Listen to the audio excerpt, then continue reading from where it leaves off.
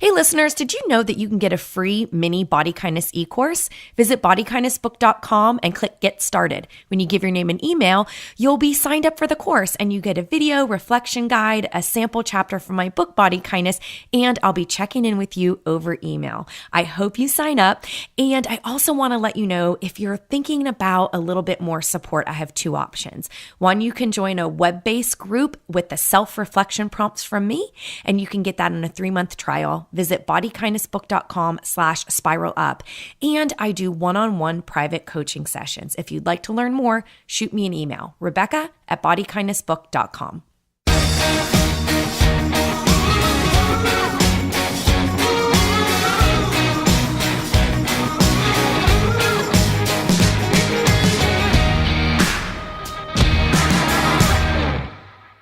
Is there a topic that's been getting media headlines and I realized that, you know what, this is actually a little misleading and I want to do some myth busting? I get so many ideas from things I hear from my patients. And sometimes after I've heard something from the 5th time, I'm like, all right, I really need to write an article about this. That was Carrie Dennett. Carrie is a Seattle-based registered dietitian and nutritionist, and she is a career changer dietitian like me. Her first career was in journalism, and I love Carrie's writing. I'm so excited that she was able to join me today and talk about the art and craft of writing, and also what to think about from a reader's perspective, or if you're writing and contributing, whether you're a paid freelancer, you're blogging, or anywhere where you're out there in the health and well-being space. And we want to do a better job about making sure what we're reading is a good fit for us and how we're trying to learn and grow, and making sure what we're putting out there, we are doing our best with and hoping to be as helpful as we can. So you're going to get a lot of useful pieces of information in our conversation today. So we talk about how counseling has helped shape our viewpoints and help us embrace health at every size. So we talk about mistakes from our past. We also talk about what it takes to practice the skill and craft of writing and relentlessly be fully committed to it. And that is going to come later at the end. And I think that, hopefully every listener will think seriously about how much time and effort you spend consuming media, whether that's on social media or reading. And that can be great effort that you put into it, but it can be really important to stop and think about what you're putting your time into and asking, is this really helpful? Is this really in line with the kind of person I want to be? I really hope you enjoy our conversation today. I have 2 requests before we get into it. Number 1 is, if you are a writer or you enjoy writing and journaling and you think that it's really helpful to you, I'd love to hear from you. Just shoot me a note at Rebecca@bodykindnessbook.com. I'm looking to connect with other people who resonate with writing and journaling and reflection. And then secondly, in April, I am trying to boost the fundraising for the production costs for Body Kindness. So by the end of the month, I am hoping to reach $2,000. And this goes to defray the costs of professional producing and editing. I would love it if you can support the show. You can get more information at gofundme.com/bodykindness, and that link is also in your show notes.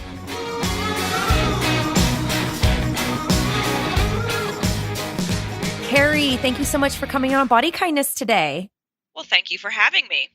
I am so excited to talk to you about a topic we are both passionate about, a topic we both have our hands in, and that has to do with writing and how that influences people's health behaviors and their food choices, and our passion for anti-diet and health at every size. I know you have so much to contribute, and people are really going to learn a lot from our conversation. So thank you for coming here. And I would love to just start with a bit about your background and your journey and kind of what got you to be the person you are today. Yeah, well, today I am I very happily combine seeing patients one-on-one in an outpatient setting, which I love. I love that personal interaction. But I'm also very much a writer. I think my time's actually kind of about evenly split. And I'm a second career dietitian. My first career was as a journalist, and so being able to combine both of them today is the best of both worlds. I started as my journalism career started actually when I had a sort of existential crisis in ninth grade, when I realized that the fact that I could draw horses well was not going to translate into a career as a commercial artist. And I thought, well, what do I love to do? It's like, oh, I love being on my eighth grade newspaper. I'll be a journalist. And so that's what I did. I studied newspaper journalism undergrad at University of Oregon. Go Ducks. And what's a newspaper? What's a newspaper? Oh, the funny thing was when I graduated, and I'm not even going to say how long ago that was, it was a bad time for the newspaper industry because newsprint prices were high. And I was just like, oh, we thought that was bad. We didn't know what was coming. but I very happily worked at newspapers, for quite a few years. And then I was working for a company that had corporate wellness and nurse phone lines, that sort of thing. And I was writing consumer-facing communications. And, after you write a few times about how to prevent diabetes, how to prevent high cholesterol, et cetera, the light bulb went off over my head. Oh my gosh, if people ate better and maybe exercise, they might be able to prevent some of this stuff. Mm-hmm. And I decided I wanted to do more than write. I wanted to help people. And to do that, I had to realize, well, gosh, I was going to have to become a dietitian, even though it meant kind of sucking it up and taking 2 years of science prerequisites to even apply to grad school. And this was from someone who had avoided science like the plague her entire life. But you know what? Hey, science is fun. Who knew? So that got me to grad school at University of Washington. And while I was still in grad school, I had the opportunity to start writing my nutrition column for the Seattle Times, which was not something I could have predicted. But I've been doing that now since 2012. So I've had a good run. I now write it weekly. And since that time, I've started writing monthly for the Washington Post, and I write for a few other publications. So I really love, the combination of the personal one-on-one interaction and the writing and being able to get my message out to more people. Yeah, I think so. I track with you. Well, actually, I would say I got into writing secondarily. I've made many career decisions, but certainly where we align is the idea that you can really potentially impact a lot of people through writing and connecting to them more so than in a one-on-one type setting where you can help people on a deeper level, but you can help people who might never see a dietitian when you write. And that could be a good thing. And there's been surveys that have been conducted published in the Journal of the Academy of Nutrition and Dietetics that show that media is a primary place where people get their nutrition information as well. It is, absolutely. Unfortunately, I think so is Facebook, but maybe if dietitians are posting good information on Facebook, that's not such a bad thing. True. Social media has certainly changed things, so to speak. Can you share more about your writing style, how and why you write and how you integrate that into your role as a registered dietitian and nutritionist?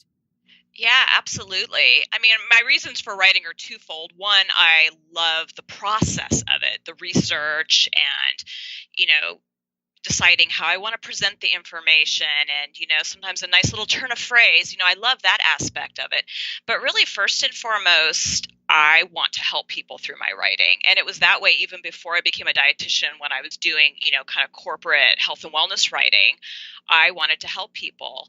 And that is first and foremost in my mind, what topics would be interesting to people? Is there a topic that's been getting media headlines? And I realized that, this is actually a little misleading and I want to do some myth busting. I get so many ideas from things I hear from my patients. And sometimes after I've heard something from the fifth time, I'm like, all right, I really need to write an article about this. But at the same time, I think it goes the other way. Sometimes I help my patients, I'm like, it would really benefit for me to know more about this topic. And hey, I can research it and write about it at the same time. So it's a win-win. And that's really why I do it. I love getting good, accurate nutrition information out there and helping people be healthier, not just from a physical standpoint by maybe eating better, but also kind of a little voice of reason, because there's so much conflicting nutrition information out there, and it can just make people just go, crazy and worry. If you're worrying or anxious about how you're eating, well, that's not good for your mental and emotional health, and that very much is part of overall well-being. Yeah. Of course, 100% agree with that. So let's talk about that a little bit more. Like, what do you think it means, like from a journalist standpoint, well, and dietitian, I guess, is that combination of both. But what do you think it means to be a responsible writer in the health space? Yeah, that's a good question.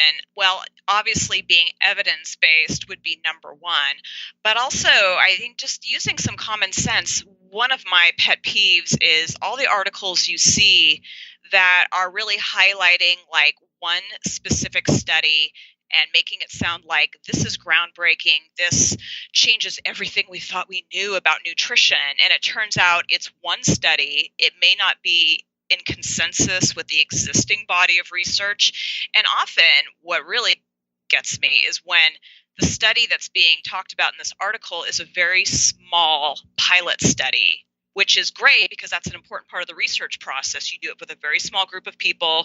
You kind of see what you find. You see if this is a topic that warrants a larger, more expensive study. But, you do a study on 12 healthy 20-something males, and that does not necessarily extrapolate to everybody, but the way it's presented, and I think, the average consumer of media might not know the difference, the nuances of scientific research in the nutrition sphere. So, I try to, look at, what is known, and I'll sometimes talk about, this has been getting, I've even said in some of my articles, this topic is getting a lot of attention in the media, but there's some problems with some of the information that's out there, and this is why, to give readers more context for, let's look at the bigger picture.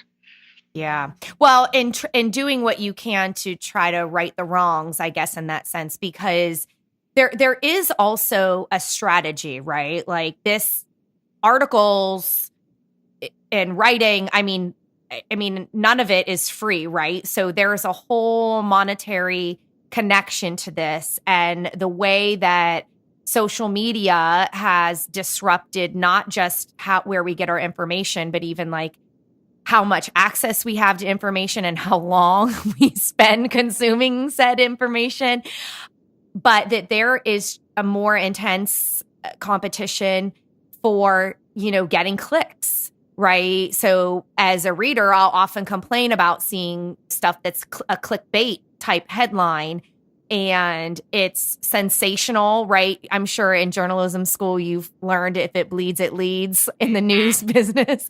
And so I don't think that necessarily everybody who, whether you don't write or you're more of a reader of the media, they might not be aware of the fact of that.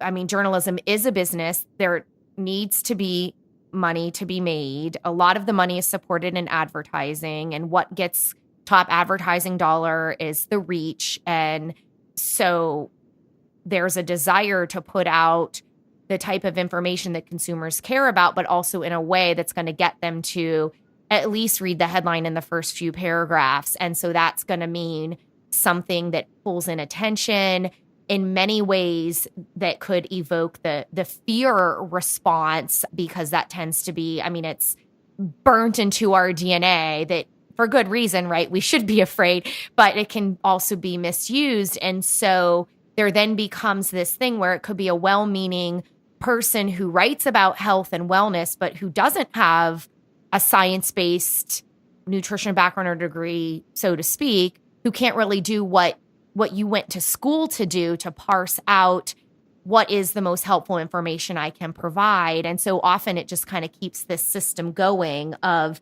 misinformation and everything like that.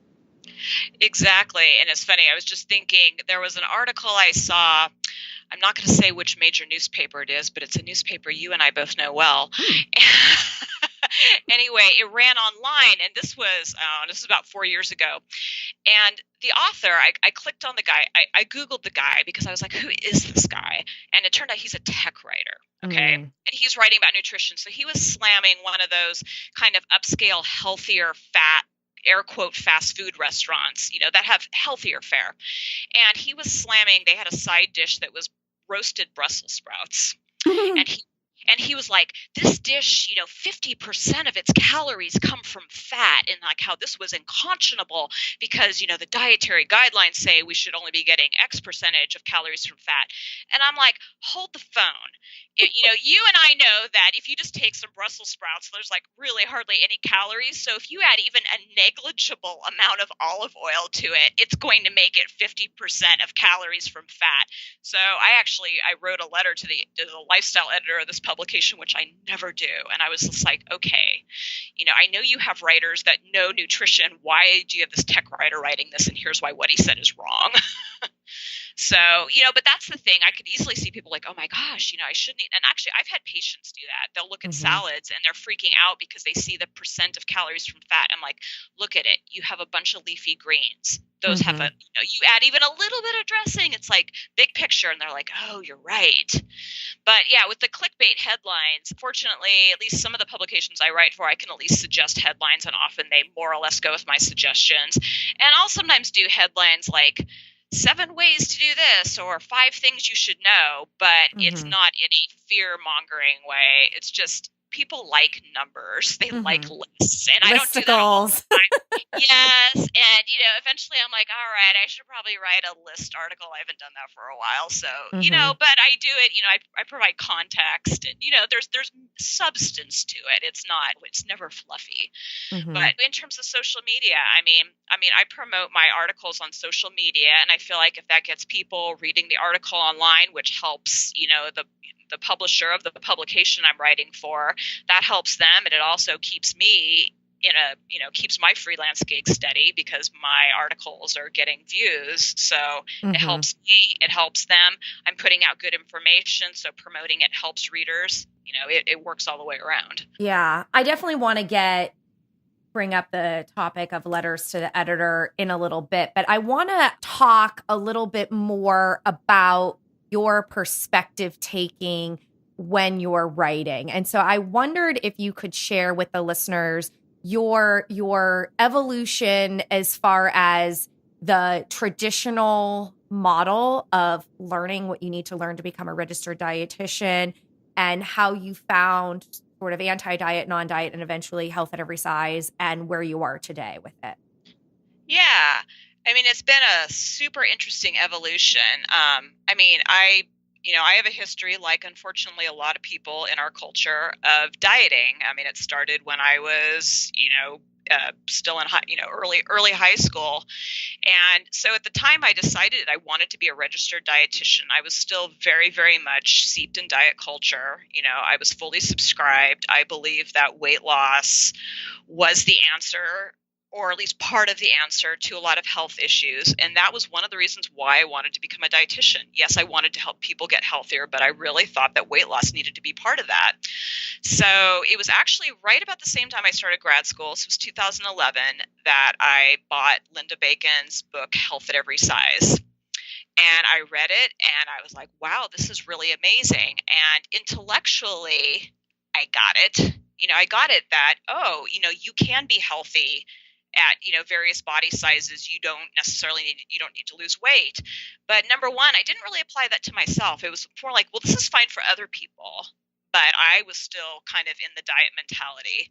And I still had the idea that, well, weight loss could be okay. It just maybe wasn't as necessary as people thought. So it was, I kind of call it the fence straddling. I got one foot in one world. I can see how this works, but I was still toeing the line.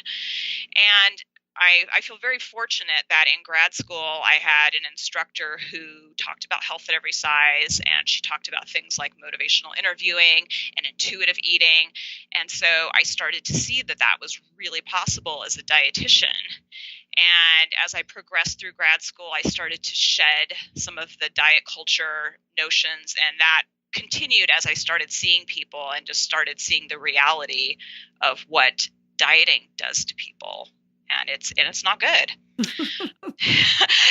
Yeah, man, preaching to the choir here. Yeah. I mean, you see the damage that has been done, and I have a lot of patients that are in their 50s or 60s, and they've been dieting since they were, some of them even childhood, and it's just, oh yeah, well, that's a whole other topic. But then in terms of my writing, I look back at some of my early writing, like for the Seattle Times, which I started that column. Again, it's been 6 years. I never did anything super overtly diety, but I was very much, I was talking about things like weight management more, kind of like the softer language, because my thinking at the time was, oh, this is okay. And now I realize, yeah, that's even too diety. So there's some things I would definitely go back and change. I mean, and what goes through my head now when I write is very much, health and wellness for all, or at least for all who have the privilege of being able to seek that, because unfortunately some people don't have the privilege. They're just trying to get through the day working 3 jobs or whatever.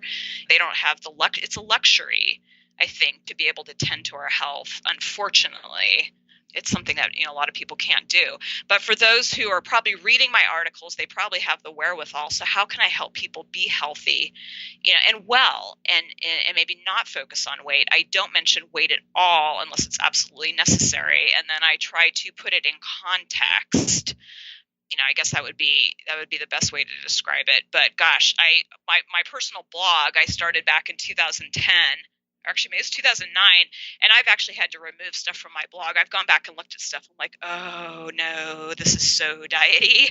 I just don't even want this out there. But I've also edited some. There's some where I'm like, the bulk of this information is pretty good, but I'm just going to take out this paragraph and tweak it. And some I even left kind of as is, but I added an update with a date, and I'm like, my thinking has changed dramatically since I wrote this blog post, and this is why. Yeah. I mean, you and everyone else, I think that's important for anyone to hear, is that it's okay to learn and grow. And I mean, I know I can think of 2 books that I really look up to that influence body kindness. Well, actually 3.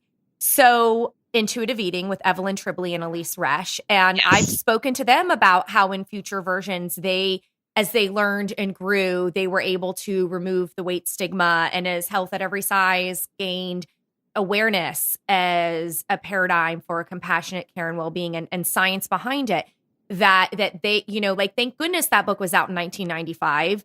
And thank goodness they are fully committed to, always learning and growing, and always making sure that what they're putting out there is not oppressive. And then the second one is Michelle May, who's the author of the Am I Hungry series. And I know that she, at least in the last year, has gone through every word of her books that are out there, as she has also evolved.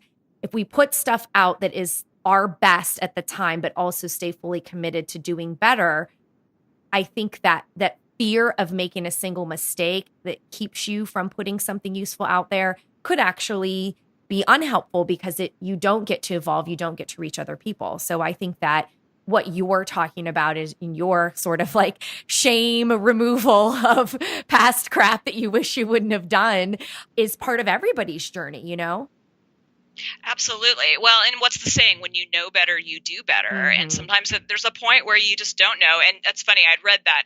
I think I'd read on a Facebook group that, Michelle May was going through her books. Well, I have a book that's been like 95% done forever, and I've delayed putting it out. I'm going to self-publish, but because I'm like, you know what? I need to go over it again, because I think my evolution of thinking, it's been an upward trend, but it's really accelerated, I would say, even in the last year. And so I'm like, I'd rather give it a look. But you're right. You can become paralyzed. At some point, you just have to say, you know what? I think this is good. I may, see some things later, but you just sometimes have to go for it. Yeah, I think you do need to sometimes just go for it. And then, and something else potentially that could be good for people who are writers or interested in writing, whether that's your own blog or you write for a publication freelance or hope to write a book one day. And that would be to seek out different elements of supervision and training and coaching. And, say you are interested in non-diet and the health at every size space, and you're learning and growing, I am sure that there are people who are out there who have skills at writing and health at every size, who may be available, as a consultant or something, to read your work, to offer edit/education around what would be oppressive or stigmatizing and why. And so that could also be another area of growth and everything. But something I want to go back to what you said, if I heard this right, which would also track with my path as well, but it sounds like what really kind of moved you over, right, to the health at every size mindset and supporting the health at every size paradigm, a weight inclusive social justice paradigm, which really just, if in case somebody doesn't deeply understand health at every size, the simplest way that I explain it is that it is about empowering individuals to pursue well-being in ways that are personally meaningful to them. So not using size as an indicator of, and this is how I know you're healthy or not, which is what weight stigma is, but also respecting an individual's interests, abilities, and financial abilities, and their socioeconomic status, and all these other factors that influence health and well-being. And so certainly helping professionals have a very important stake in embracing health at every size. And, there's a lot of myths and misinformation about it, but fundamentally what we're talking about is respecting all individuals and human beings and their right to pursue health and well-being in personally meaningful ways. But that what really did it for you was actually the art of counseling. Is that accurate? Yes, I think that's absolutely right. And, it's interesting because I occasionally will hear a dietitian be critical of dietitians that are out there writing, but they're no longer seeing patients or clients. And, whatever, you can debate that point, but I say 100% my one-on-one counseling very much informs my writing. But also my writing and the research I'm able to do to go in deep on certain topics has also informed my nutrition counseling, because I just have more of a depth of knowledge. And I think, one of the reasons I love both nutrition and journalism is I have this curiosity and I want to learn more and know better so I can do better. And both facets of my career let me do that. But yeah, absolutely. It's it's one thing to see in yourself, perhaps, when a dietitian has a personal dieting trajectory, he or she might be able to look at themselves and see, well, gosh, this really hasn't worked over time. But when you see it time after time after time after again in people, and you see their struggles and the desperation, or their doctors telling them, you have to lose X number of pounds. A lot of people come to me really frightened. And I've had people come to me and they're like, I have to do something. I'm now, officially overweight, because they've crossed that line on the BMI charts, which, now I think a lot of us know that the BMI charts BMI is not a measure of individual health by any means. It was devised to assess trends in populations. But the idea that, oh no, I've crossed that line, now I'm unhealthy. It's like, whoa, hold on. Mm-hmm. Yeah. And unfortunately, I think that, again, that's sort of that fear-based. Fear can drive a sense of alertness to an issue and can raise concerns. But the way that people improve their well-being, right, mental and physical health, is not through shame. Absolutely not through shame. In fact, shame is more associated with the pattern. And this was just recently studied. So in the end, the end goal was healthcare avoidance, basically not going to see the doctor, which is a very important element of disease prevention and management, just seeing a doctor, getting your labs done. And so BMI was positively correlated. The higher the BMI was positively correlated with experienced and internalized weight stigma. And then that was associated with increased just body checking, body image issues, which elevated healthcare stress. And the direct relationship was those who are experiencing higher healthcare stress are more likely to avoid healthcare. And so, we know that a major goal for health at every size is to eradicate weight stigma. And you start to see in this research pattern, we've seen studies how weight stigma is unhelpful, and yet people apply weight stigma in insidious ways. And they'll say, oh, this isn't shame. Well, it's the other person who's feeling the shame that has the right to say whether or not they're experiencing shame. So you can't just deny you're not shaming somebody, but also the fact that how can we reduce this increased stress around healthcare amidst a diet culture, a body shaming culture that applies weight stigma, so that we can help people want to seek care for their minds and their bodies, no matter what appearance, shape, and taking up space, Yeah, absolutely. And this is something I've been trying to address both on a, writing front and more in my one-on-one counseling. I mean, really addressing the body shame. And what breaks my heart is I've had some patients who have just such this deep, deep sense of shame, and they would go maybe months between visits with me, and then they would come back to me and they're like, I didn't come back because I just feel like I feel really guilty and ashamed that I haven't made any progress. And I've talked to them, it's like, if you're struggling, that's exactly when you should come see me. I absolutely do not judge. Everybody struggles, and they say, oh, I feel so much better now that I have come back and talked to you, but then the cycle repeats itself because it's just so deep in them. And it's not that way with everybody, but I've increasingly been very openly talking to people about if they have shame. Some people even tell me, they say, I have a lot of self-loathing. They can name it that way, or body image issues. I make it clear that striving for weight loss is not going to give you better body image, because unfortunately people of all shapes and sizes have body image concerns. There can be people that most people would look at them and like, oh, they look great. They could just completely hate their bodies. It is not, weight loss is not the answer. But, on a writing front, this year and really part of last year, I've been writing more about this. I've written about weight stigma, both for a dietitian-focused audience in today's Dietitian magazine, but I've also written about it for newspaper audiences. I've written about the problems with yo-yo dieting.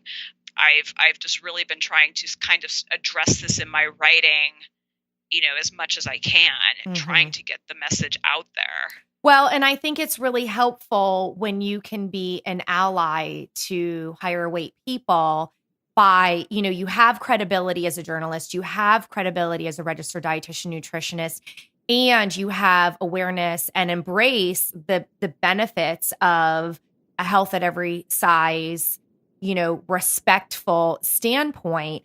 And so even though you may be trying to reach the general average reader, we know that they're going to be a diverse set of weights and heights and health conditions, right? And that it's not necessarily true. The higher weight folks are going to be the least healthy and the lower weight folks are going to be the most healthy. What we know is that there is diversity. You can't tell a person's health just by looking at them.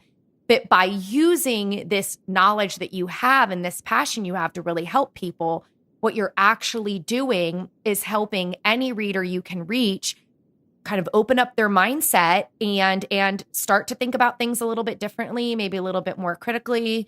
And that I think is one of the beautiful mysteries of being a writer too. It's like you never quite know who you're going to help, but you just kind of believe that with your commitment to the craft of writing good, science-based and helpful with practical advice type articles, that you're making a meaningful connection and making a meaningful contribution to challenging these social norms and ideals we have around weight, shape, and appearance.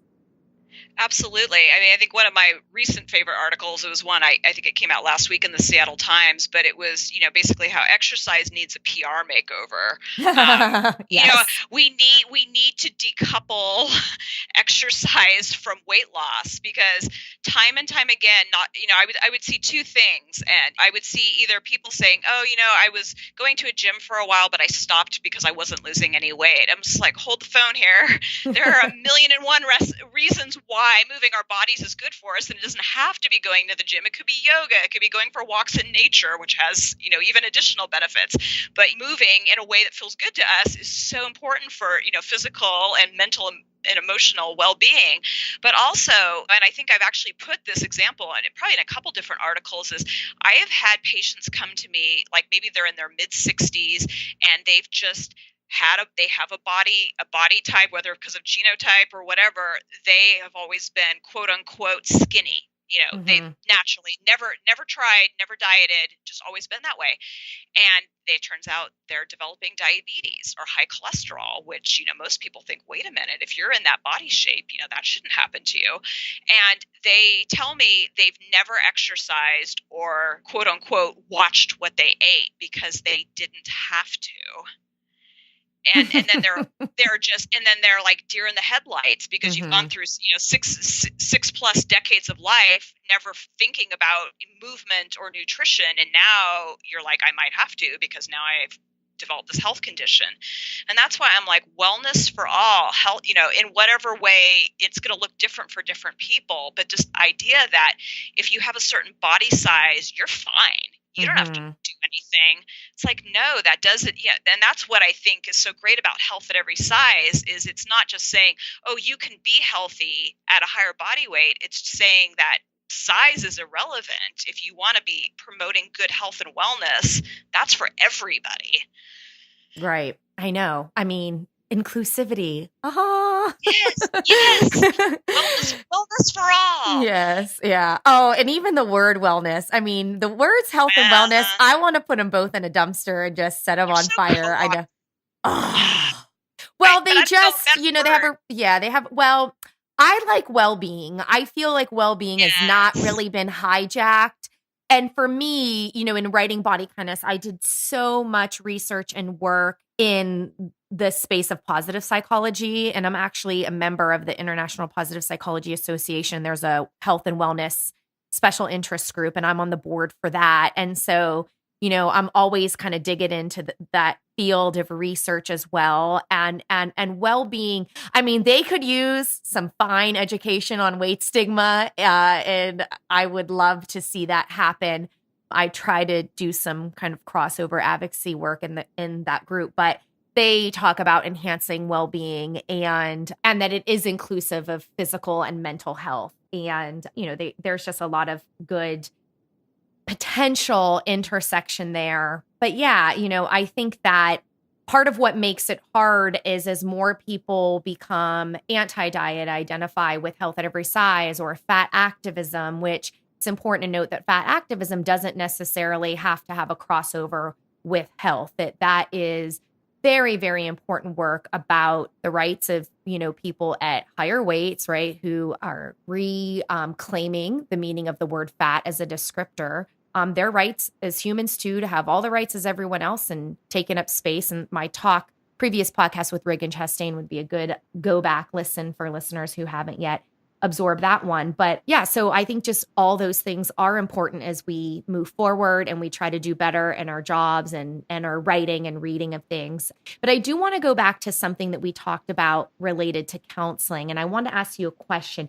Like, how do you think that counseling helps people embrace anti-diet and health at every size? Is there anything in particular you feel like you can put your finger on?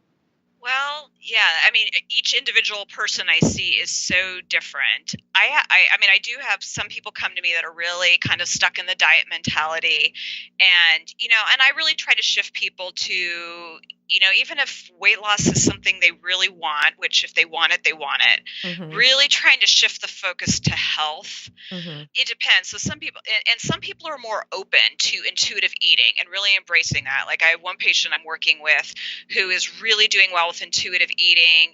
She had some struggles with binge eating, and now she's at the point where she can have foods in the house that she never imagined she would be able to have before, and her relationship with food is really evolving, and and she's just so happy, and it feels good. And when diety type thoughts come up, I mean, she'll share them with me. She's like, oh my gosh, I had this thought and now I realize that's totally like a thought I would have before, and we kind of talk about it and unpack it. And increasingly I've been working with patients. I've been doing training in acceptance and commitment therapy. And I wrote an article about it for today's dietitian because I think it's a super valuable tool for dietitians. But, helping people kind of find out what is truly important to them, finding out their values, and in ACT, values is not like a moral, religious kind of thing, but just what's really important. Self-care is a value. Wanting to be independent is a value, and how can taking daily actions, even if they're small, to support those, values. I mean, if we value self-care, it might mean getting enough sleep and eating food that leaves us feeling energized and honoring hunger and all those things. So I really do that to help people build motivation to make changes they want to make, but without trying to make weight loss is the motivator, which is just, having that as a motivator is flawed on so many levels. It's counterproductive. It doesn't work for the long term. I have a couple more questions about the whole writing and reading about health and nutrition, because I know your advice would be really important for people to hear and understand and embrace. So first I want to talk about readers. And so how would you suggest that readers should put articles into perspective? Like what's something that would be helpful, and what would your advice be on that? Well, I think one of the biggest things is when you're reading an article about nutrition, I mean, be cautious about any article that is largely based on one study, especially and most articles will mention how many people were in the study, especially if it's a study that only involved, a relatively small number of people, 12 people, 25 people. And also if the people were all of one demographic, like healthy 20-something males or middle-aged women, it may not translate to everybody. The reality of nutrition science is that no one single study undoes what has come before. No one study is totally groundbreaking. Nutrition science, it does change over time as scientists ask questions, get answers, ask new questions, possibly get new answers. But it changes over time, not in the space of one study. And I think that's where a lot of the conflicting information comes from. And that's where you get in the situation where one week this newspaper says, we definitely need to be eating more of this. And the next week, oh no, we need to be eating less of this. There's been some headlines recently about coffee, the coffee causes cancer. It's like, whoa, hold on here. So just be super cautious about that. Yeah, that is really great advice. And, the one thing I would add to that, based on our previous conversation about the value of ACT, is that even just to ask yourself, you have limited time to take in new information, right? And so to think for a minute, just even reevaluate your whole reading practice and think about what type of reading really helps you create a better life. Do you have books that you want to read for joy that have just been collecting dust, right? Or maybe self-improvement type of books that seem difficult to get through. And do you often get distracted by clicking through things on social media or, subscribe to newsletters that you either just put right to your trash box, or if you read it, you're like, actually, is that really helpful? So I think just the idea of understanding you have limited time anyway. And so what you choose to consume should be helpful, and that you might see a headline, and if it's by someone you love to read their stuff, okay, great. Then maybe you've already got a mindset that I think this would be helpful. So let me make priority time to consume this article and think about how, it may impact me, right? And then others, it might be like, well, I think this might be helpful. Let me try. But if you're reading and it's just you're not feeling it, like, you don't have to finish the article. You don't have to just assume that person who wrote it must be an authority. It could simply be, this isn't for me. This isn't along the lines of who I want to be. This isn't along the lines of what I'm trying to cultivate. So I'm just going to let that one go. And then if you're seeing something that you think is helpful, but just does elevate a sense of uncertainty or concern, is there someone you trust that you kind of cross-check with, that you really trust maybe does have more of that scientific edge, or sort of a take who'd be willing to read it and help you put it into perspective? I just think that those things like that kind of taking back some of your power, and you don't have to believe everything you read. You don't have to, I feel like a lot of times we can believe that our bodies are constant projects and they're never good enough, and we have to just read more and consume more and do more and change more. And that doesn't necessarily help you make positive changes or feel like you have time for joy and fun and relationships or other good things in life, you know? Right. And actually, I've had some patients that they just totally go down the rabbit hole, searching for, they want to know the secret, the information that maybe their friends don't know, and they could be the one to tell them. And, that's another thing. If any article claims that this changes everything we previously knew about nutrition, or this is the secret your doctor doesn't want you to know, that one's probably not going to be in a reputable publication. It's just like, hold on, if it was a secret that actually worked, like everyone would know about it, and it wouldn't be a secret. But, a good point about headlines that just occurred to me is, and I can't remember the statistics, but I know there's been studies looking at how many people never read beyond the headline. And unfortunately, sometimes there are articles that maybe the substance is there, but the headline is very clickbait and maybe not very accurate. A good example I just thought of is there was an article that ran early this year in a major national newspaper, and it was something like, it doesn't matter what you eat, it only matters when you eat. And I was just like, what? So when I read the article actually wasn't horrible, but the weird thing is the article was largely based on one of those very small studies from 2015. I'm like, why are they writing an article now about that? And so, I read the actual study, and it was basically promoting intermittent fasting. Yeah. And so I wrote about it, and I kind of mentioned that, okay, this was reported in another publication, and I didn't name the publication because I was trying to be a little diplomatic. And I was like, here's the problem. The headline said this, but the article didn't actually say that. But then when you went further and looked at the study, this was a very small study.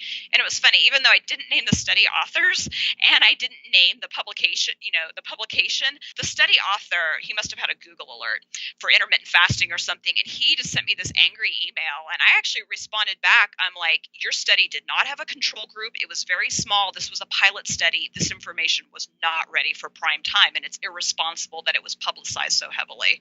And I was like, I see patients in my office every day that are so confused by, studies like yours being publicized when it is too early. Mm-hmm.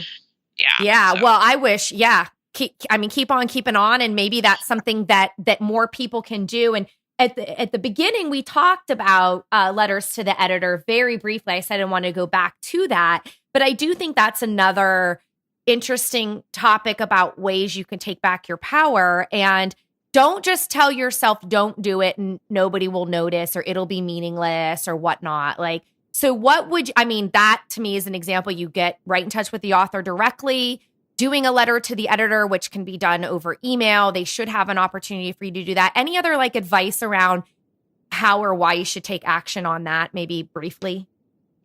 Well, letters to the editor are always good. Sometimes comments, if the article's online can be good. I don't know. It's interesting that people, I get some emails from readers. I do get some people, usually it's on more hot button topics. And often the emails I get are people that are very entrenched in their point of view.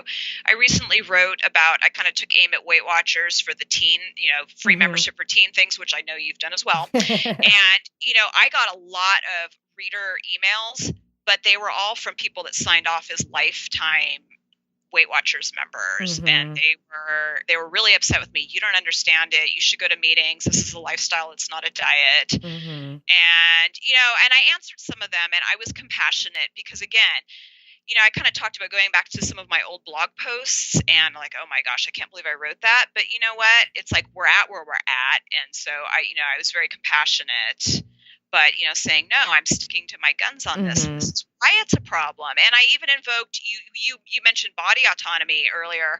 There was even one person I said, people also, they are under no obligation to take action to improve their health in any way. It's like, I said, I absolutely believe in the right of body autonomy. And I said, I will go to the mat on that. Mm-hmm. So, but I think, if people have questions or concerns, in some cases, you can write to the author directly.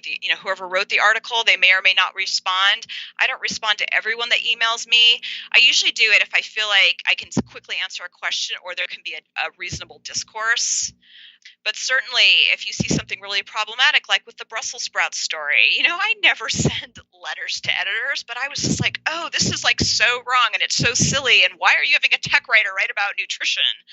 So, I mean, I think if someone sees something and they know it's wrong or they know it's misleading or, wow, your headline said this, and then I read the article and it did not say that at all, and as a reader, I don't appreciate that. Right. I think things like that would be a valid point. Yeah. I mean, a letter to the editor can be short and sweet and to the point. It's a way of advocating for yourself, for your values and what you believe in, to add additional perspective. I'm certainly seeing more and more, and although we could always use more, but like some of the big mainstream publications are allowing more topics around diet culture, weight stigma, as a subject of the article, let alone not just inserted in a little PS, Yeah. So that to me, I think is really positive. And I know that as a dietitian who also writes, I get a lot of emails from upcoming dietitians who are embracing non-diet and anti-diet and just other helping professionals asking about writing tips and advice and everything like that. But I want to start with you. And so any sort of helping professional or a journalist who wants to write about health, somebody who wants to write more, in this space, even broadly about health and nutrition, what would your tips and advice be for them? Well, number one, everything has to be evidence-based no matter what. And that should be obvious, but unfortunately, sometimes it's not. And I think there's really two sides of it. It's like if somebody wants to write, what information are they going to present? And there's also just the craft of writing.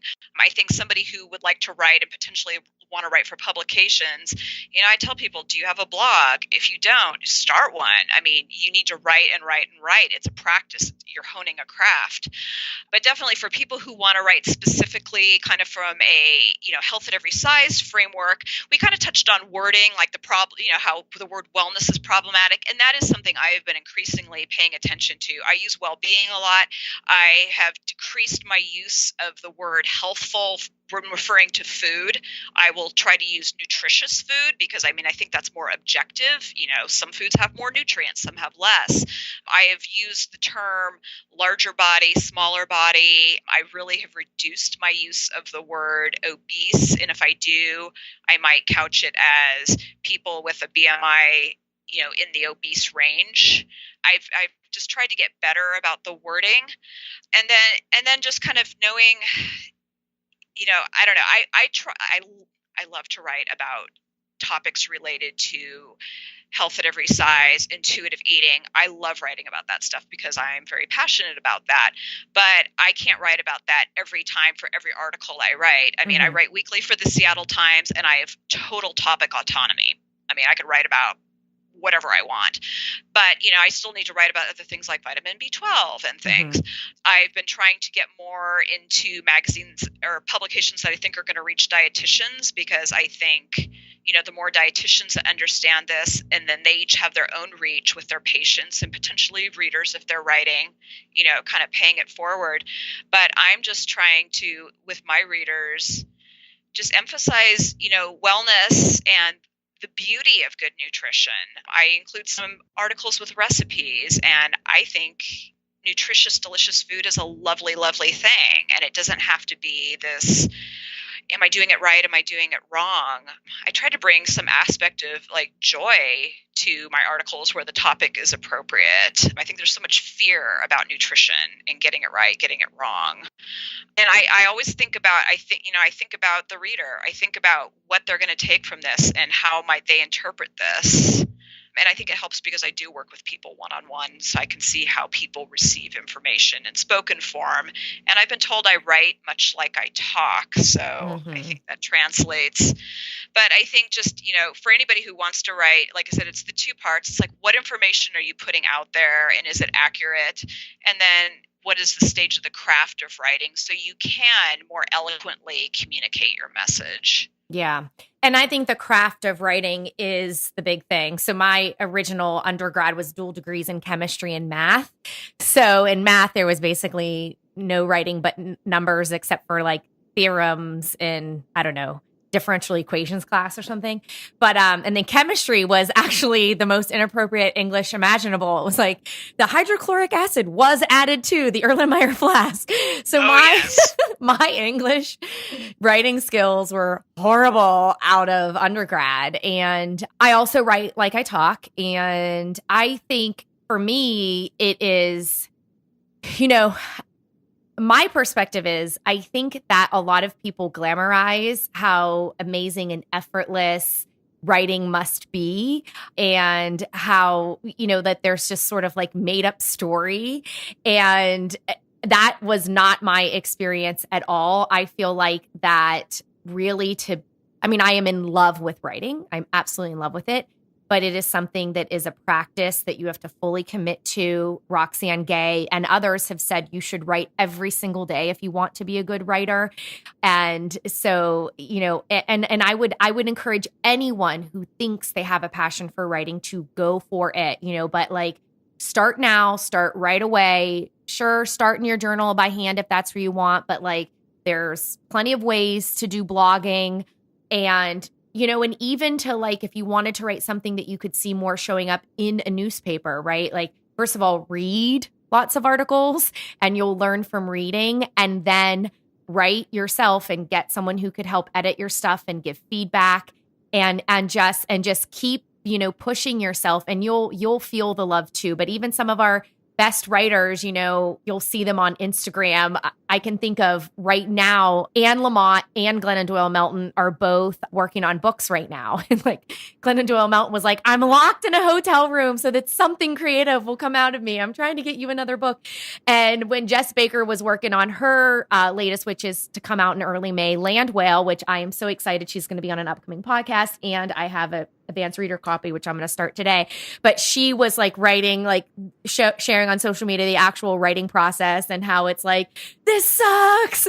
And I could just really relate to that. So I think my recommendation would be, if you have any interest, yes, follow it. But what we're talking about is significant time and effort and commitment to the craft, and to want to learn and grow and get better.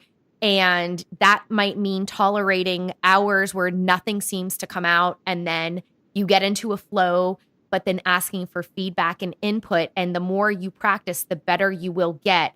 But it is, even if there's a natural skill, it is not going to truly come unless you fully commit to just trying to be the best writer you can be.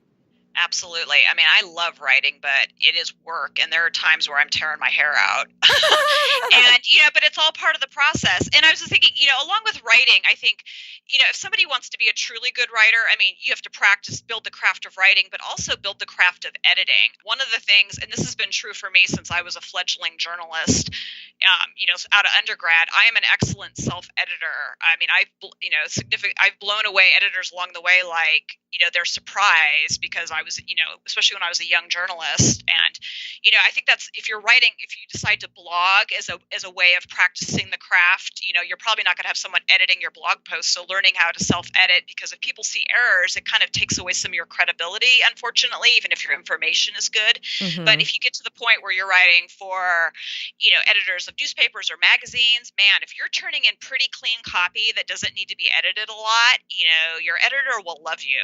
And mm-hmm. I think I was at a food blogging conference a handful of years ago, and there was a panel discussion, and one of them threw out, what's a writer's number one job? And people said different things, whatever. And they're like, no, the writer's number one job is to make their editor's life easier.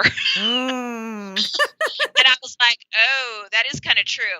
But that said, I think when writing about topics like, from a health at every size angle that maybe kind of go against the cultural notions that are kind of, people have, is, there's some topics with some editors that I've had to push back on a little bit. Like they kind of mm-hmm. wanted to change it. I'm like, no, this is evidence-based. Mm-hmm. So I think, making your editor's life easier, but then sticking to your guns if, something, they try to change something that would make it more like weight focused or something. It's like, nope. Yeah, when you may get pushback and how to navigate that, because I definitely have had those experiences too. And it's not as easy, if you're reading this and being like, oh, how'd she let that in there? It's like, trust me, there's plenty of backdoor battles going on, and you pick and choose and you do what you can, and pushback is a thing, but in the end, your editor is your editor. And so it can be tough too, right? Yes, it can. So, but I think that's where, I think it's, as a writer working with an editor, I mean, as you build trust and stuff, then sometimes it gives you more leverage. Mm-hmm. But yeah, it's not always easy. Yeah. Definitely. Well, I'm going to take your advice about practicing my own editing skills, because I would like to make my editor's life easier. That sounds like a good note for us to end on. I would love if you could just share how people can get in touch with you. I'm going to be sharing some of your favorite recent articles that folks can read. Yeah, well, my website and blog is nutritionbycarrie.com. And on Twitter and Instagram, I'm at Carrie Dennett. Well, wonderful. Well, thank you so much for coming on the show and talking with me about writing and reading for health and nutrition today. Thanks for having me.